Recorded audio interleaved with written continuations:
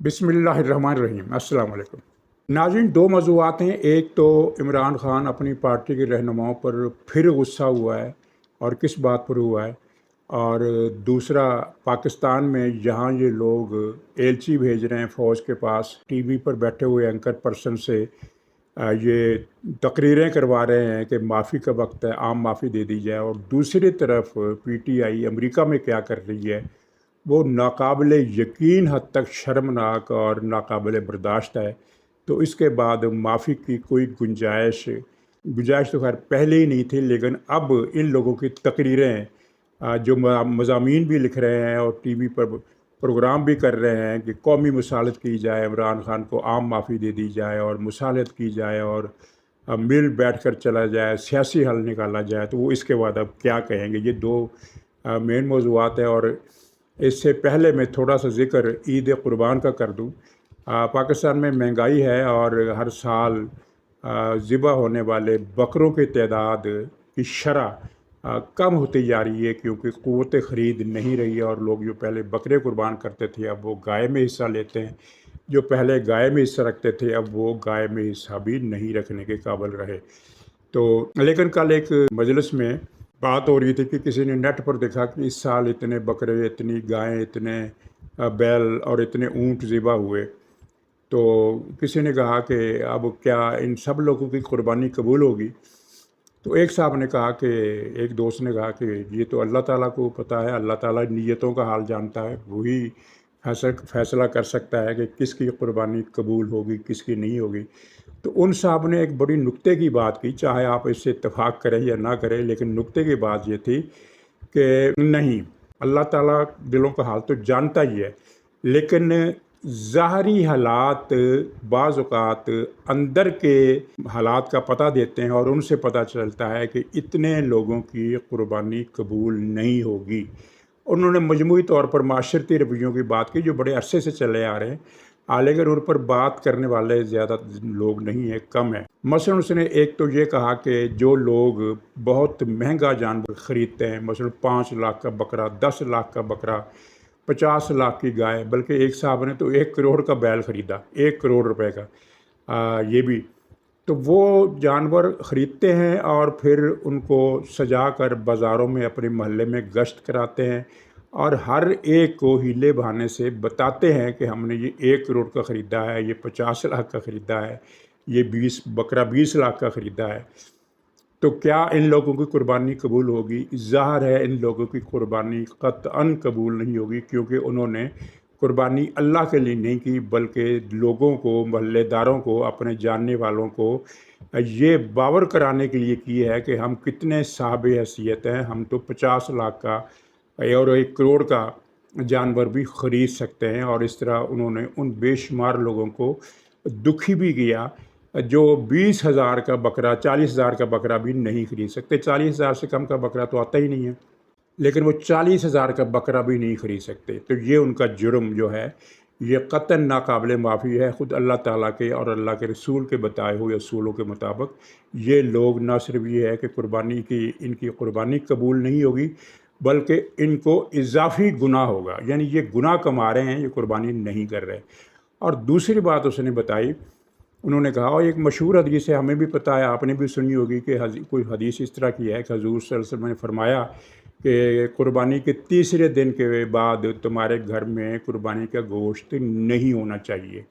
इसका क्या मतलब है?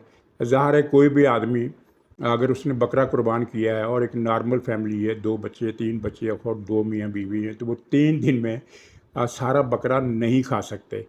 तो इसका मतलब ये है कि कुर्बानी का गोश्त मुस्तहक़ीन में तक़सीम कर दिया जाए। अब आप अच्छी तरह जायज़ा लें अपने इर्द गिर्द चारों तरफ के माहौल का कि हम में से हर एक आदमी गोश्त तक़सीम करता है, कुर्बानी का गोश्त तक़सीम करता है। ऐसा नहीं है कि सारे के सारे लोग गोश्त फ्रिजों में रख कर जमा कर लेते हैं और कई महीने खाते रहते हैं, ऐसा नहीं है। अक्सरियत लोगों की गोश्त बाँटती है, लेकिन किन को बाँटती है? एक तो वो अपने अजीज़ों और रिश्तेदारों को बाँटती है और वहाँ से भी उनके जवाब में वो भी गोश्त भेजते हैं, यानी उन रिश्तेदारों और दोस्तों को भिजवाते हैं जिन्होंने कुर्बानी कर रखी होती है। लेकिन एक दोस्ती और रिश्तेदारी का ताल्लुक़ जारी रखने के लिए और उसका तकाज़ा पूरा करने के लिए उनको गोश्त भेजा जाता है। यानी ये गोश्त की तक़सीम फ़ी सबिलिल्लाह के ज़ुमरे में नहीं आती। दूसरे नंबर पर गोश्त किनको भेजा जाता है? बाअसर लोगों को, जिनसे कभी काम पड़ सकता है, चाहे वो पुलिस अफसर हो, चाहे वो सिविल अफसर हो, इलाके में रहने वाला हो या दूसरे इलाके में रहने वाला हो, लेकिन उससे काम पड़ सकता हो, कोई बाहैसियत आदमी हो और अपने से कुछ सीनियर हो, चाहे अपने दफ्तर का बॉस हो या सियासी पार्टी का कोई वर्कर है, सियासी लीडर है, तो वो अपने बॉस यानी अपने इलाके के सरबराह या एमएनए या वज़ीर, यानी लंबी फहरिस्त है। बात आप समझ गए होंगे कि जो बाअसर लोग होते हैं जिनसे हमें काम पड़ सकता है, तो उनके यहाँ हम गोश्त भेजते हैं ताकि वो एक हाज़िरी लग जाए कि जी मुझे फ़लाँ ने भी गोश्त भेजा था, फ़लाँ ने रान भेजी थी, फ़लाँ ने ये किया था। तो क्या ये कुर्बानी कबूल होगी? ज़ाहिर है ये तक़सीम भी कबूल नहीं होगी। और इसके बरक्स जो हकीकी मोहताज हैं, उनमें से एक हिस्सा तो वो है ना जो मांगता ही नहीं है, जो घरों में बैठा रहता है और इंतज़ार करता है कि शायद कोई हमें गोश्त कुर्बानी का दे जाए। तो एक तो वो लोग हैं और एक वो लोग हैं जो मांग लेते हैं, मसलन घरों में आ जाते हैं, काम करने वाली मुलाजमाएँ या फ़कीर या गलियों में सफाई देने वाले खाकरूब, इस तरह के लोग भी बाज़ औक़ात घरों में आ जाते हैं कि हमें कुर्बानी का गोश्त दो।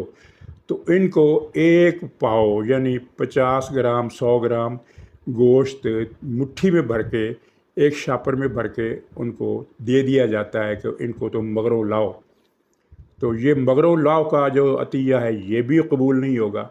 तो अब आप ख़ुद एक हिसाब लगा लीजिए कि हम में से कितने ऐसे हैं और कितने ऐसे नहीं हैं, और कितनों की कुर्बानी कबूल होगी और कितनों की कुर्बानी नहीं होगी। बदकिस्मती से कुर्बानी ख़ास तौर पर पाकिस्तान में और कई दूसरे मुल्कों में भी किसी न किसी हद तक है, लेकिन पाकिस्तान में कुर्बानी नमूदो नुमाइश का एक दिन बन गया है। और ये अल्लाह ताला का एक हुक्म है कुर्बानी, जो अल्लाह ताला ने हज़रत इब्राहीम को दिया था।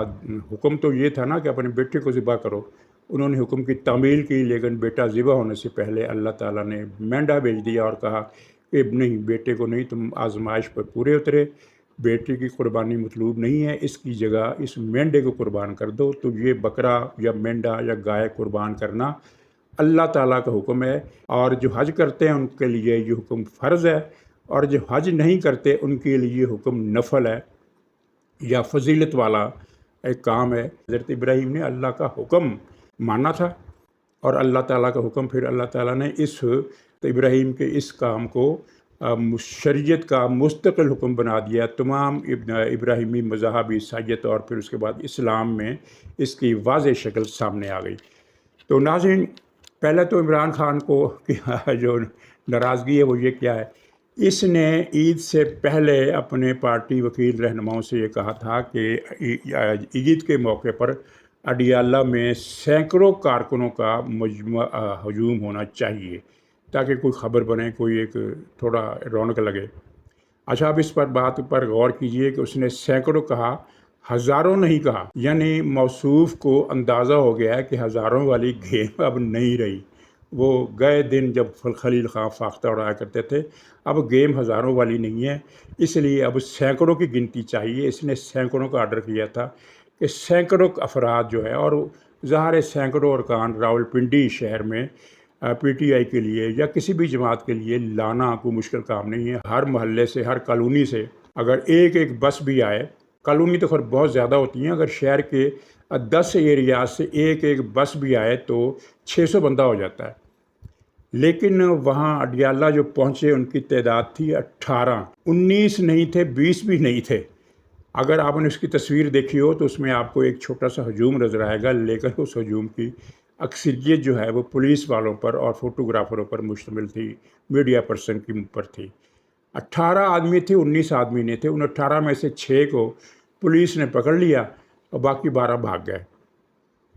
6 पकड़ लिए, 12 भाग गए। तो ये है इस पार्टी की कुल औकात। और इस पर फिर इमरान खान बरहम हुआ कि तुम 200 आदमी भी नहीं ला सके। यानी 200 आदमी भी अगर किसी जगह इकट्ठा हो और 5-7 मिनट तक नारेबाजी करे तो एक कुछ ना कुछ मंजर तो बन जाता है ना, रौनक मेले वाला मंजर बन जाता है। 100-200 आदमी इतने थोड़े नहीं होते। 100-200 आदमी एक जगह इकट्ठे हो जाएं तो अच्छा खासा जलसा यहाँ बन जाता है। اور یہ 200 آدمی 100 آدمی بھی اکٹھا نہیں کر سکے، 18 آدمی آئے اور وہ بھی پتہ نہیں کیسے آئے، اور وہ بھی جس طرح آیا آپ نے دیکھ لیا کہ جب پولیس نے ان کو پکڑنا شروع کیا، پولیس کا پکڑنا غلط تھا یا صحیح یہ بات نہیں میں کر رہا، لیکن جب پولیس نے ان کو پکڑنا شروع کیا تو 6 قابو آئے، باقی 12 بھاگ گئے۔ یہ کیا قوت کا مظاہرہ ہے، یہ کیا اسٹریٹ پاور ہے؟ اور پی ٹی آئی اب اس اسٹریٹ پاور پر وہ یہ خواب سود دیکھ رہی ہے کہ ہم عمران خان کو جلد سے جلوس کر کے رہا کروائیں گے اور جولائی میں ہم تحریک چلائیں گے۔ جولائی میں تحریک جو چلے گی نا، اس میں میرے خیال ہے 18 بھی نہیں ہوں گے، اس میں 17 یا 16 آدمی رہ جائیں گے جو اڈیالہ پر پہنچیں گے۔ تو یہ اس کی کیفیت ہے، اور ان کا بڑے بول دیکھیں، اور ٹی وی پر بیٹھے ہوئے دن رات ایک پروپیگنڈا، ایک مشن کے تحت پروپیگنڈا کیا جا رہا ہے کہ پی ٹی آئی کو عوام کی اکثریت کی حمایت حاصل ہے، عوام اس کے ساتھ ہے۔ بھئی وہ عوام کہاں ہے؟ یہ تو کسی دن حقیقت کھلے گی کہ 2024 کے الیکشن میں کیا کیا گھپلے کیے گئے پی ٹی آئی کو جتوانے کے لیے، کیونکہ وہ جو پرانے بھوت ہیں نا، ماضی کے بھوت، وہ اتنی جلدی جان نہیں چھوڑا کرتے۔ یہ ماضی کے بھوت ابھی تک چل رہے ہیں، عدلیہ میں چل رہے ہیں، الیکشن کمیشن کے عملے میں چل رہے ہیں، بیوروکریسی میں چل رہے ہیں، اور میڈیا تو خیر ان سے بھرا ہوا ہے۔ تو انہوں نے ایک گیم کی جس کے نتیجے میں پتہ چلا کہ پی ٹی آئی کے تو جناب 1.25 کروڑ ووٹر ہے، اور کمال ہو گیا، یہ تو پاکستان کی سب سے بڑی پارٹی بن گئی ہے۔ یہ کچھ انتظار کریں، 2018 کی کہانیاں بھی کئی مہینے کے بعد کھلنا شروع ہوئی تھی، 6 مہینے کے بعد۔ شور تو شروع سے ہی مچ گیا تھا کہ وہ سسٹم بٹھایا گیا ہے، وہ ووٹوں کی گنتی کا RT سسٹم جو ہوتا ہے، شور تو مچ گیا تھا، لیکن یہ شور شروع ہوا تھا، اور حقیقی کہانیاں کئی مہینے 6 مہینے کے بعد جا کے کھلی تھی کہ کس سیٹ پر کس طرح کا نتیجہ تھا، اور کیا کیا اس کو کس طریقے سے اس کو بدلا گیا۔ تو یہ ایک مصنوعی غبارہ ہے جو بھرا گیا ہے۔ تو خیر دوسری بات، اچھا یہ آپ کے سامنے ہے کہ ایک کمپین چل رہی ہے، ایک کمپین تو یہ چل رہی ہے نا کہ پی ٹی آئی بڑی مقبول ہے، عوام کی واحد طاقت اور وغیرہ۔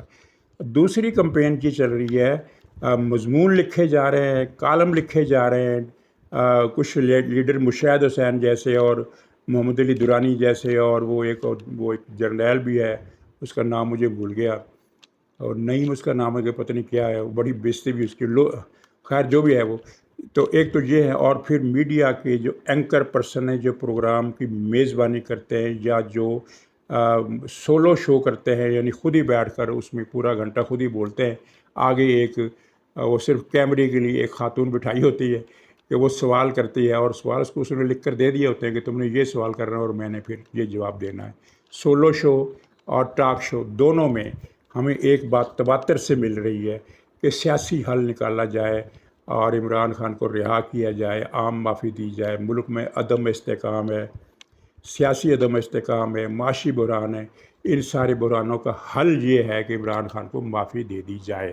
اچھا ان میں سے ہر نقطہ ایسا ہے جس کو بڑے فول پروف طریقے سے ڈینائی کیا جا سکتا ہے کہ یہ سب جھوٹ ہے۔ مثلا سیاسی عدم استحکام کہاں ہے؟ کوئی یہ تو بتا دینا کہ سیاسی عدم استحکام اس وقت ملک میں کہاں ہے؟ اور معیشت کا بحران جو ہے وہ ریورس گیئر لگا رہا ہے، یعنی اب وہ پازیٹیوٹی کی طرف جا رہا ہے۔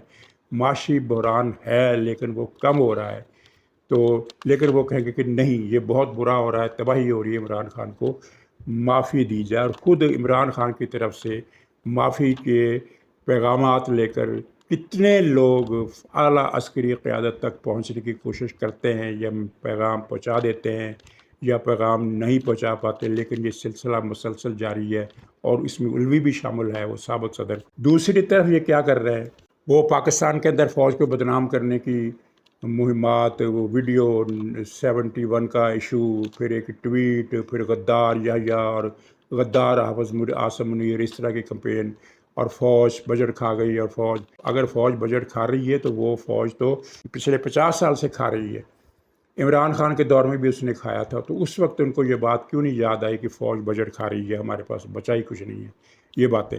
لیکن امریکہ میں کیا ہو رہا ہے؟ اس سے پہلے آپ نے دیکھا IMF کو خط لکھے گئے، یورپی یونین کو خط لکھے گئے کہ پاکستان کی مراعات کا اسٹیٹس جو ہے وہ ختم کیا جائے، تاکہ پاکستان کی یورپی یونین کو برآمدات پر ٹیکس لگے اور وہ زیادہ مہنگی ہیں، اور اس طرح ان کی سیل یا تو ختم ہو جائے یا کم ہو جائے۔ یہ ساری چیزیں انہوں نے چلائی، ورلڈ بینک میں بھی، اور پھر بسوں کے ذریعے اشتہار، بسیں انہوں نے دونوں طرف سے پرنٹ کی ہوتی ہیں جن پر नारे लिखे होते और कुछ बस ऐसे जिन पर दोनों तरफ स्क्रीन लगी होती है और उन स्क्रीन पर फ़ौज के ख़िलाफ़ एक फिल्में चल रही होती हैं। ये सारा लंबा चौड़ा काम तो अलग था।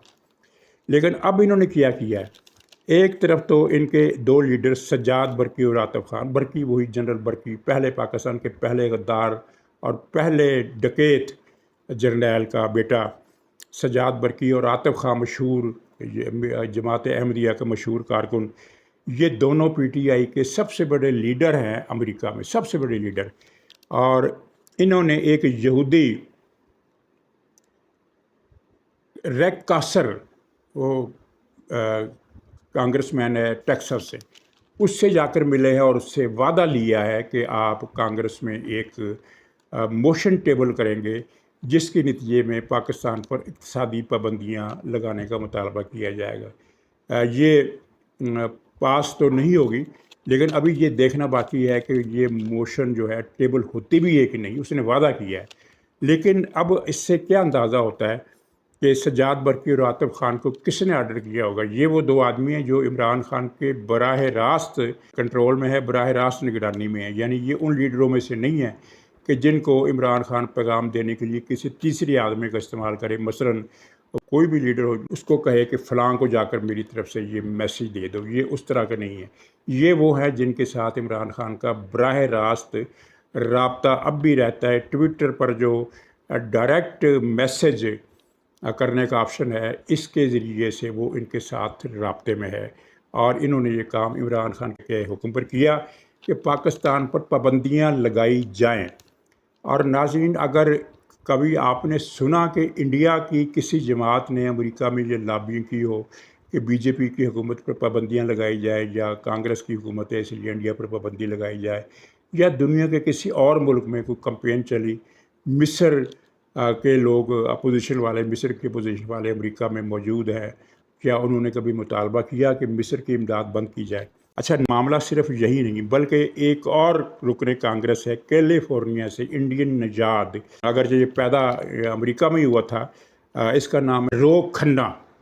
रो यानी रो खन्ना, रो इमरान, वो वाला रो। तो रो खन्ना से ये मिले हैं और उसने इनसे वादा किया है कि मैं पाकिस्तान की फ़ौज पर पाबंदियां लगवाऊंगा। उसने पूरी एक तकरीर की है। ये रो खन्ना और इसकी बीवी टीनो खन्ना दोनों पाकिस्तान की दुश्मनी के लिए अमेरिका में मशहूर है। रो खन्ना और टीनो खन्ना, ये दोनों खन्ना और खन्नी पाकिस्तान के लिए दुश्मनी, तअस्सुब और इनका जो जहनी रुझान है वो प्रो बीजेपी है। तो इन्होंने कहा है कि ये रो खन्ना ने कहा है कि चूँकि पाकिस्तान के मिलिट्री डिक्टेटर, यानी उसने तकरीर की है, उसमें जनरल आसिम मुनीर के लिए आर्मी चीफ का लफ्ज़ इस्तेमाल नहीं किया, मिलिट्री डिक्टेटर, यानी उसके ख़्याल में वो ये लोगों को बताने की कोशिश कर रहा है कि पाकिस्तान में मार्शल लॉ नाफज है और चीफ मार्शल लॉ एडमिनिस्ट्रेटर का जो ओहदा है वो जनरल हाफिज़ आसिम मुनीर के पास है। तो इस chief marshal law administrator general Asim Munir ने बड़े जराइम किए हैं, और उन जराइम में एक जुर्म ये है, वर्बेट में बताता हूँ, कि इन्होंने अमेरिका नवाज़ अन्नासर के अहल खाना का जीना हराम कर दिया है। अमेरिका नवाज़ जमहूरियत पसंदों के अहल खाना का कौन? शहबाज गिल, मुईद पीरज़ादा और जो भी है वहाँ, शहीन से भाई। हालांकि शहीन से भाई के तो किसी रिश्तेदार का कोई जीना हराम नहीं किया गया, न ही मुईद पीरज़ादा के किसी रिश्तेदार को कुछ कहा गया है। सिर्फ शहबाज गुल का एक भाई अरेस्ट हुआ है। लेकिन ये खन्ना साहब फरमाते हैं कि chief marshal law administrator general हाफिज़ आसिम मुनीर ने प्रो अमेरिका जमहूरियत पसंदों के अहल खाना का पाकिस्तान में जीना हराम कर दिया है। और चलिए, इस बात में उन्होंने ये भी मान लिया कि ये जो पीटीआई के जमहूरियत पसंद हैं, ये दरअसल प्रो अमेरिका है, अमेरिका नवाज़ है। और चूँकि ये अमेरिका नवाज़ों को तंग कर रहा है, लिहाजा अमेरिका इस पर, पाकिस्तान पर पाबंदी लगा दे।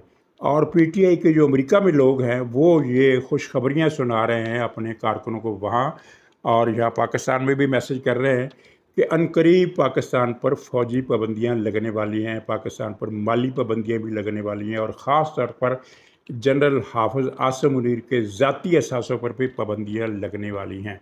और मज़े की बात यह है کہ پی ٹی آئی کے لوگ اس دعوے کو قبول کر رہے ہیں اور مان رہے ہیں کہ ہاں پابندیاں لگنی چاہیے. اسی لیے میں کہتا ہوں کہ یہ زومبیز ہیں پی ٹی آئی کی جتنے حامی ہیں مینٹلی یہ زومبی ہیں.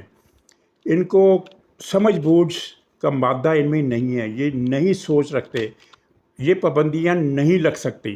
نہ تو یہ روکھنا کامیاب ہوگا، نہ وہ قاصر نامی یہودی کامیاب ہوگا.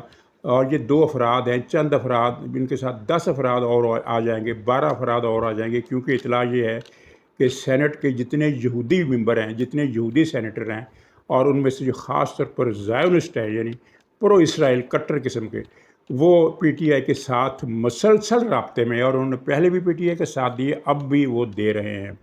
لیکن یہ تعداد کافی نہیں ہے پاکستان پر پابندیاں لگوانے کے لیے، بلکہ یہ کیس بنانے کے لیے بھی کافی نہیں ہے. کیس بنانے کے لیے کچھ مواد چاہیے، وہ نہیں ہے، پابندیاں نہیں لگ سکتی. لیکن پی ٹی آئی کی زومبیز گزشتہ 2 روز سے اب اسی امید پر جی رہے ہیں کہ پاکستان پر پابندیاں لگیں کہ لگیں، اور پھر ان کی حب الوطنی کا بھانڈا بھی اس سے پھر پھوٹ جاتا ہے کہ یہ حب الوطنی ان کے دور دور نزدیک سے نہیں پھٹکی. یہ وہ لوگ ہیں جو اپنی نجی محفلوں میں باقاعدہ یہ بات کرتے ہیں کہ بھارت کی فوج کو چاہیے کہ وہ پاکستان پر حملہ کر دے، ادھر سے وہ مارے، ادھر سے ہم مارے پاکستانی فوج کو. یہ وہ لوگ ہیں. تو ناظرین، وہ ایک کیا شعر ہے مجھے اب یاد نہیں آ رہا کہ نا امیدی پر منحصر ہو جس کی امید، نا امیدی اس کی دیکھا چاہیے. اس طرح کا کوئی شعر ہے، مجھے بھول رہا ہے. کہ یعنی ان لوگوں کو، وہ لوگ جن کو تنکے کا سہارا ہے، تو ان کا فیوچر اس شعر میں بتایا گیا ہے کہ وہ ان کا کیا فیوچر ہوگا جو تنکے کو سہارا سمجھ لیتے ہیں. ناظرین اجازت دیجیے، انشاءاللہ اگلے ولاگ میں پھر ملاقات ہوگی. تب تک کے لیے خدا حافظ.